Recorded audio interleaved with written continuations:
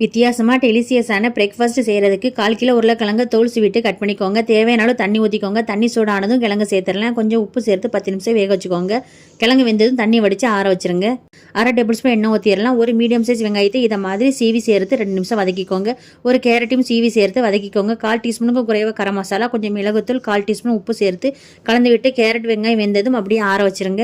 கிழங்கு நல்லா மசிச்சுக்கோங்க. இதில் 1/2 டேபிள் ஸ்பூன் அரிசி மாவு, கொஞ்சம் உப்பு, 1/4 டீஸ்பூன் ஃபுல்லாக மிளகுத்தூள் சேர்த்து நல்லா ஒன்று போல் கலந்து விட்டாலாம்.